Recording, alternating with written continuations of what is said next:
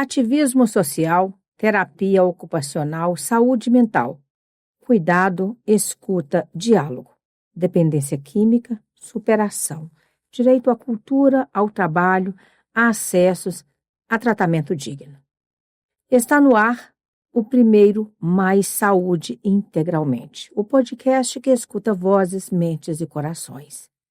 Abrimos essa temporada com Carol Santos, terapeuta ocupacional, especialista em saúde mental, Camilo Cogiro, músico, ex-dependente químico e ativista social, Soraya Marcos, psicóloga, mãe solo, mulher preta, militante antirracista. Olá, gente. Nós estamos falando sobre saúde mental no Mais Saúde, integralmente. Importante esse tema porque, olha só, no mundo, de acordo com a Organização Mundial da Saúde, mais de 1 bilhão de pessoas estão com algum tipo de sofrimento mental. E no Brasil, os números vêm crescendo desde 2021. Nós temos fatores como depressão, ansiedade, tudo isso impactando a saúde dos brasileiros. Então, estima-se que aí entre 30% a 38% dos brasileiros e brasileiras estão com algum tipo de situação que incorre aí mais cuidado, mais proteção e mais atenção à saúde mental.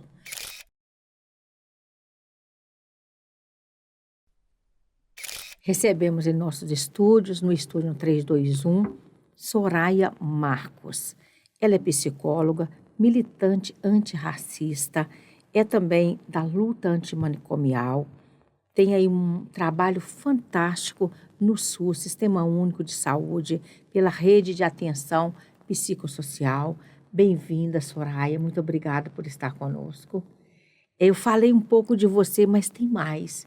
Você é mãe solo, ela vem aí, né, de uma linhagem das Marias, é mãe da Maria Flor. O que mais eu posso falar sobre a Soraya? Que é uma mulher oriunda das políticas públicas, né, das políticas de afirmação, né, que vem aí reforçando a importância, inclusive, dessas políticas, né, como isso impacta diretamente na vida da população negra, né, que tem acesso à educação de curso superior a partir dessas políticas. São políticas de reparações, né? Sim. E eu venho para poder afirmar e abrindo portas para as outras. Gente, uma mulher preta, lindíssima, empoderada, poderosa. Não é isso, Soraya? Sim. E atuante, militante aí da causa da saúde mental, da luta antimanicomial. Você tem uma sólida formação na área, né, da saúde mental, como terapeuta ocupacional. Mas o que mais você gostaria de nos relatar? A terapia ocupacional, ela é um curso que ele abrange várias áreas. Uhum. Desde o início da minha formação, eu fui focando na saúde mental, que é uma área que eu gosto muito, e eu tenho até também familiares. Então, eu conheço esse universo dos dois lados, né? Do lado do âmbito familiar e do âmbito profissional. A minha formação foi na UFMG, né? Me formei em 2008. Eu fiz, depois disso, uma especialização em saúde mental e também em contextos sociais. Ah, que legal. Durante a minha trajetória, eu passei por várias instituições, né, do cuidado. Sim. Sejam privadas, sejam públicas. Uhum. Então, eu trabalhei no Hospital André Luiz, conheço da internação, conheço essa parte. Trabalhei na Clínica Novos Rumos. Como terapeuta? Como terapeuta ocupacional. Sempre com esse foco, né? Nossas 3 grandes áreas de atuação são o lazer, a atividade de trabalho e atividade de autocuidado.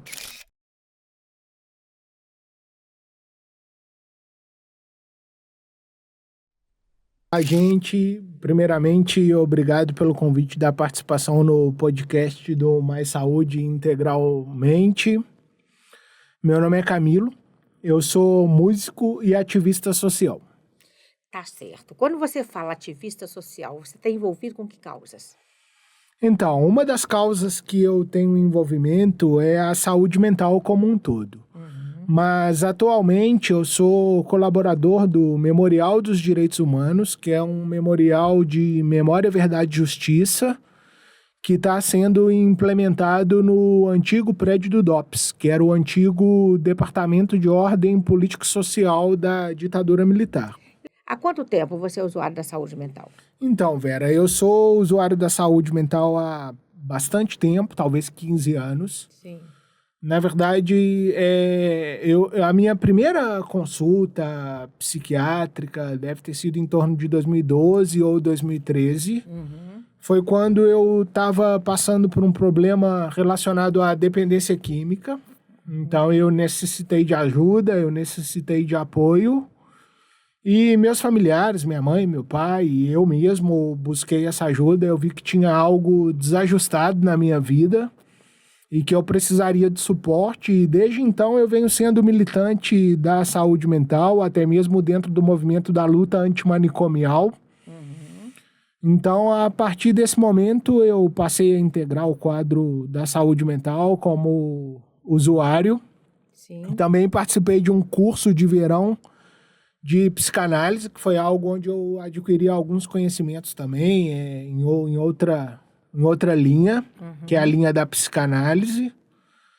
E é isso.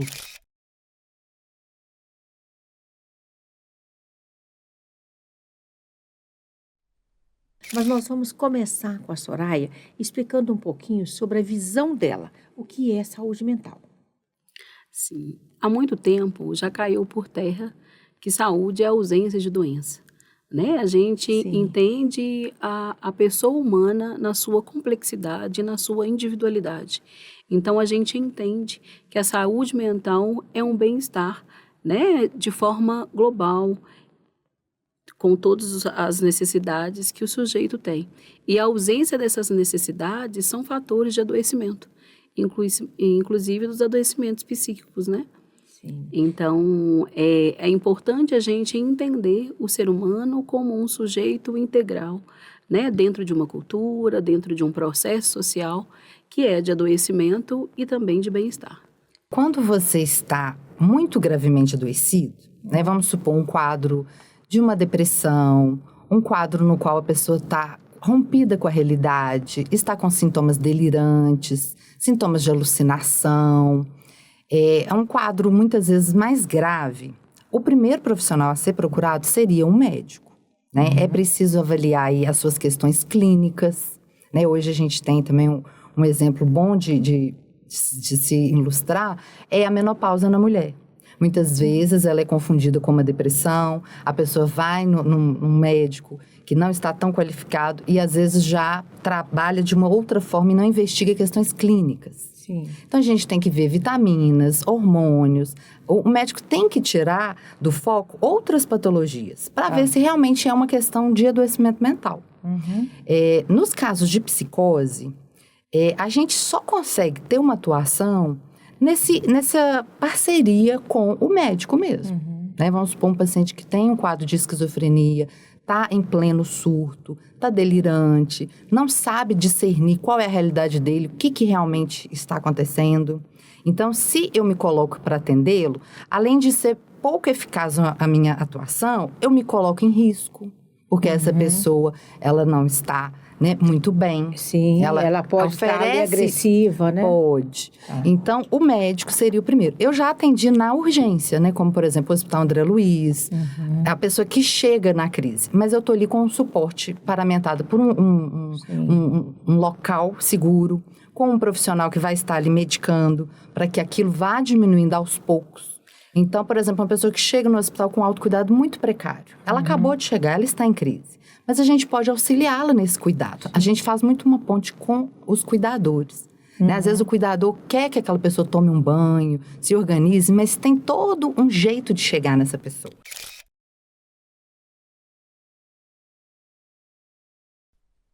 E Camilo, assim, a dependência química, ela foi algum processo que você teve na sua vida para fugir de alguma outra questão, de alguma dor, enfim.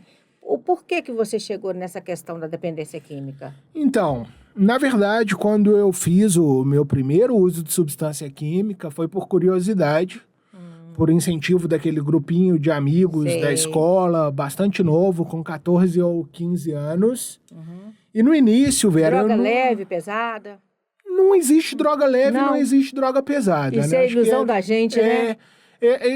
Isso é uma opinião comum, Sim. mas eu considero que todas as drogas ilícitas são pesadas, São pesadas, e todas as drogas ilícitas podem levar a desencadear problema, Sim, mas foi com a droga da adolescência, a droga do momento, sim. e por curiosidade, e no início, Vera, eu não imaginava que iria me causar tantos transtornos. Né? Porque o Camila? adolescente, no meu caso, a minha experiência pessoal, eu comecei a usar droga por curiosidade, de vez em quando, na festinha.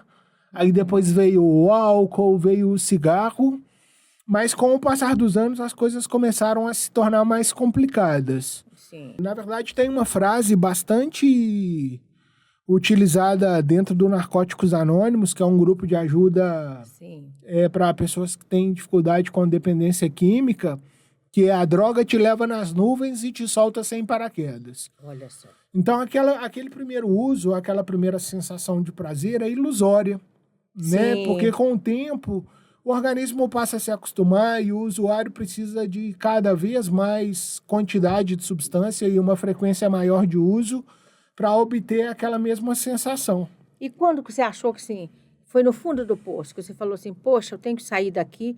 Como é que foi? É algum momento que te acendeu para que você saísse ou ainda não? Você foi e ficou um tempo lá? Vera, na verdade, chegou um momento, eu deveria ter ali 20 e poucos anos, isso há 15, Sim. 16 anos, que eu pensei, poxa, tá tudo dando errado, alguma coisa não deu certo, tem algum problema. Aí você já levantou aquela primeira antena. Mais ou menos, nem tanto. Nem tanto. Porque, na verdade, o adicto, né, o dependente químico, ele é mestre em encontrar justificativas para usar.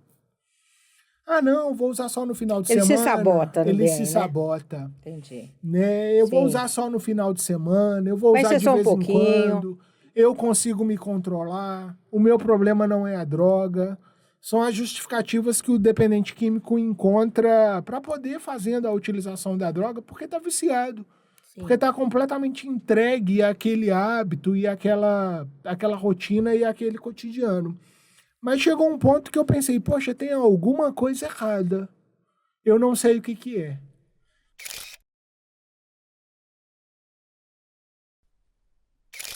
A gente precisa falar de direitos.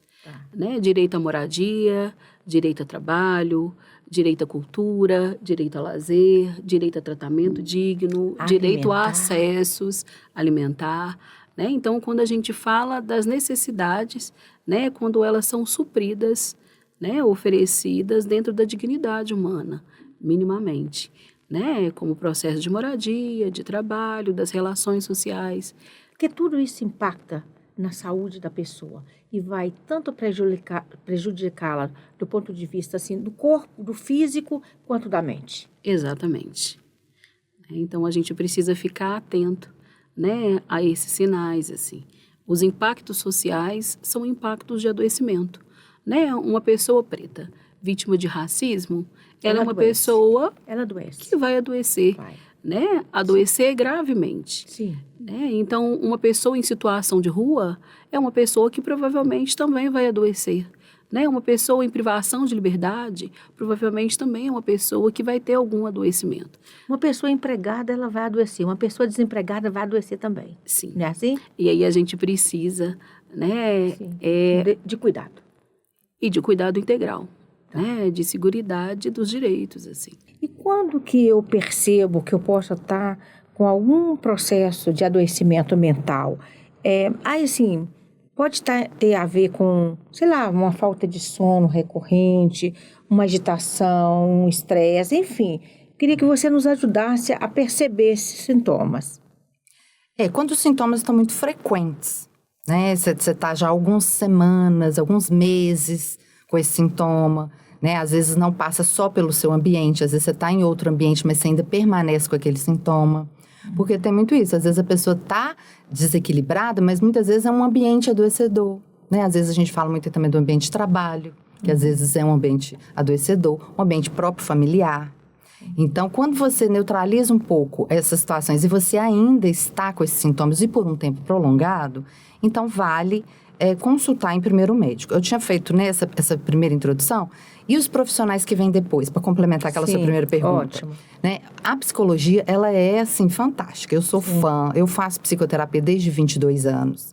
Eu tinha uns quadros, assim, de infecção de garganta que me acompanharam a vida. Foi eu começar a terapia, eu não prossegui com isso. Olha só. Então, assim, eu vejo que é algo muito... A gente não precisa de anular. O corpo é integral, É né? integral. A gente não precisa de anular a medicina, a medicação, para a gente acreditar que o nosso corpo, ele é integral. E Ele a gente é um ser saúde complexo, integrativa. né? Isso. Porque, assim, às vezes coisas que para mim são mínimas, passam até de forma irrelevante, para outros já tem um significado e uma força maior. Sim. Enfim. Vai da sua vivência mesmo, né? Né?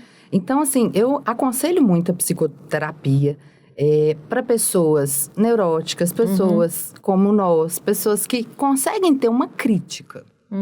Se uma pessoa está num adoecimento psíquico grave, nos casos, por exemplo, de psicose, que ela tem distorcido ali, ela está muito agravada, né? Uma pessoa que não consegue fazer uma compra sozinho, não consegue lidar com as suas questões da vida diária. Então, nesses casos, a terapia ocupacional é muito indicada porque a gente trabalha com esse foco mesmo no cotidiano. Entendi. Então, em alguns casos, a pessoa pode ter os dois profissionais. Em alguns casos, ela pode ter só o terapeuta ocupacional.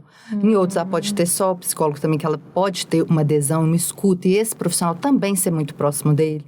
Porque, assim, eu acredito nas profissões como integrativas todas. Sim. Não é uma melhor. A gente sai daquele modelo biomédico, no qual o médico era o principal, e a gente tem uma intenção, e a gente vem ao longo dos anos buscando essa integração, no qual não tem nenhum, né, que é melhor que o outro, mas a gente precisa de todos. Tá né? certo. Eu não consigo atender dependendo se não tiver um outro profissional. Tá. E quando a gente fala do adoecimento mental, a gente está falando assim, é claro que do estresse, da ansiedade, o Brasil está entre os países mais ansiosos do mundo. Parece que 38%, quase 40% da nossa população tem algum transtorno aí de ansiedade, alguma questão que nos leva, né, a sofrer por isso. Mas eu queria entender, você na sua área de atuação e no campo da saúde mental, o que você observa que talvez sejam os fatores que mais complicam, né, em termos de levar a pessoa a esse adoecimento? Eu acho que é importante, Vera, a gente contextualizar sempre, né? Tá. Contextualizar o momento, a época, né? O que acontece, assim. Então, eu acho que são fatores diversos, né? Que vão atravessando o sujeito e provocando adoecimentos, assim. Né? Então, a gente traz dados, você apresenta dados do início, né, de 2021. Então, nós somos acometidos por uma pandemia em 2020, né, que ela desnuda, né, a questão da assistência, né, a questão do processo do governo à época, como isso foi assistido, né, a questão do isolamento social, do adoecimento, da falta de emprego. Então, isso tudo impacta na saúde mental das pessoas. Então, a gente precisa entender de qual contexto esse crescimento vem, né? A falta de emprego, né? A saúde ficou mais precária por causa da demanda excessiva, o pouco investimento no SUS em detrimento do sistema privado, né? Então, a gente precisa entender, né, de onde que parte esse adoecimento, esse agravamento dos adoecimentos. Né? Tem uma questão também, assim, das relações, né? O perfil hoje das pessoas, né, com essa urgência do tempo, das resoluções das coisas, mas também com essa pouca interação pessoal, né, essa interação muito mais virtual, pelas mídias, pelas redes sociais. Então, tem um monte de atravessamento que são causadores, né, do adoecimento psíquico. E você diria que esse adoecimento psíquico, ele tem cor, ele tem CEP, CPF, ele está na população mais vulnerável, de baixa renda? Ele acomete mais a essa população? Sem dúvida. Né? A gente precisa, inclusive, fazer esse recorte e fazer políticas públicas, né, direcionadas para esse público que mais sofre. Então, a população negra, principalmente as mulheres, né, os pretos jovens, assim, que são as pessoas que estão nesse fronte do adoecimento, porque são as pessoas que sofrem mais com violência, né, as mulheres pretas, a questão da violência doméstica, os jovens pretos com a questão do tráfico, da violência policial, né? Então, a gente precisa pensar qual é esse público.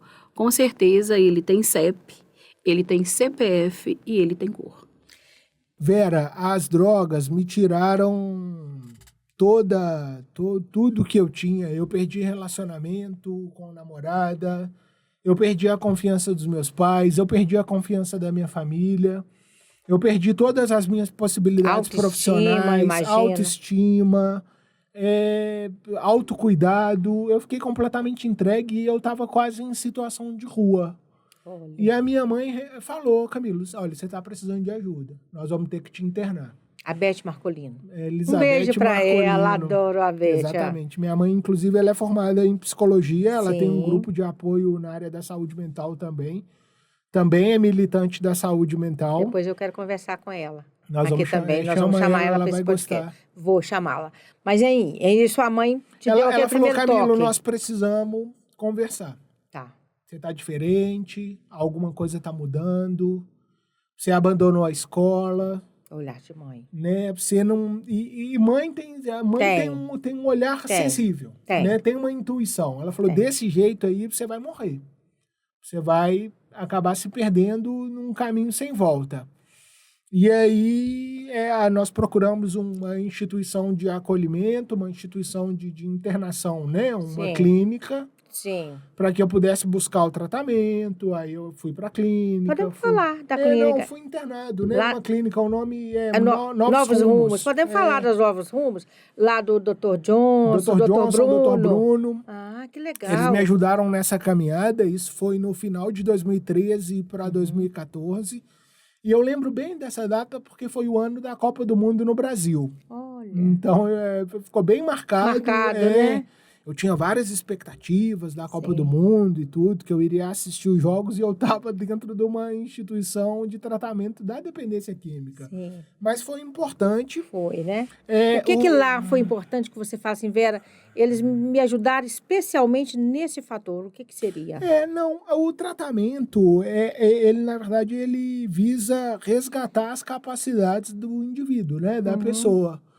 Então, foi importante eu perceber que, continuando fazendo a utilização de substância química, eu não ia chegar em lugar nenhum, que eu precisaria reformular as minhas prioridades, que eu precisaria reformular o meu cotidiano. E, realmente, se eu não tivesse me recuperado e se eu não tivesse parado de usar droga, eu não teria obtido as conquistas que eu tive. Mas a luta antimanicomial, na sua opinião, está conseguindo reverter essa situação, porque, né, o fechamento dos manicômios, eu acho que eles foram assim marcos, né? Um marco assim de humanização da saúde mental muito grande, mas ainda, como você falou, precisa de avançar. Precisa de avançar. Na Lei 10.216, que é a lei que tipifica a reforma psiquiátrica, nela já inclui todos os processos que precisa, né? Porque é muito complexo você tratar de uma pessoa que não aceita o diagnóstico dela, no caso das psicoses, ela não aceita a medicação. Então, a família fica desamparada, a pessoa, quando tem surto, é um risco para si e para terceiros. Então, ela não aceita por quê, em via de regra?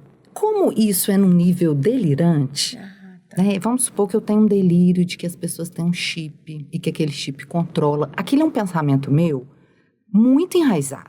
Esse é o quadro da esquizofrenia, por exemplo? Da esquizofrenia.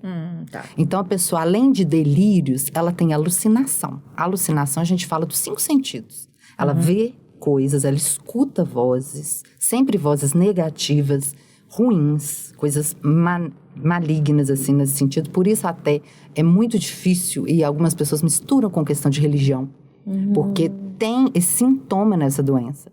Ela muda o paladar, ela sente sensações no corpo, ou seja, ela tem os 5 sentidos alterados. Ela sente cheiro, ela vai começar a comer uma comida com cheiro de carniça.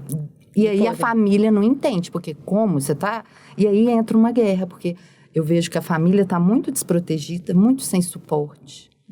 E aí, esse tratamento dessa pessoa que tem a esquizofrenia, ele precisa ser amplo por isso. Porque aí é o olhar do médico, do psicólogo, do assistente social, o olhar da família, todos como se fosse decifrar onde está a realidade, onde está a mentira, onde está o risco real dessa pessoa. Então, em Belo Horizonte, eu vejo hoje 2 abismos. Quem tem dinheiro, plano de saúde, consegue ter um médico para fazer essa avaliação.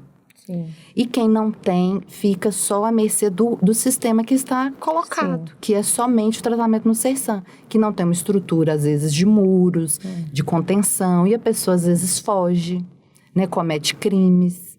Então, a população de rua aumentou muito. Aumentou demais. E aí, a gente hoje em Belo Horizonte não tem de referência um hospital como a gente tinha antes do Galba Veloso. Porque o Raul Soares, ele só atende, por exemplo, Contagem, Ribeirão das Neves, em torno do município. Então, assim, não é a internação que vai salvar, mas ela é um primeiro passo para a gente trazer essa pessoa, né, para a realidade. Não só também nesses casos graves, como também nos de dependência química grave. Sim. Uma pessoa que está imersa, ela não tem condição nem de discernir. Porque a dependência química parece que ela é um caminho que a maioria, principalmente quem está na rua, está ali usando o álcool, as drogas, só agrava o quadro, né? Só de quem tem porque... um adoecimento mental. Sim. E muitas vezes é até um fator desencadeante, né? Às vezes uma pessoa que ela está num padrão, ela tem uma genética, ela faz uso de determinado tipo de droga, ela pode desencadear e a partir dali ser uma pessoa psicótica.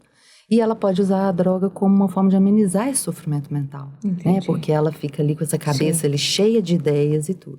Aquela droga é um refúgio. É um refúgio.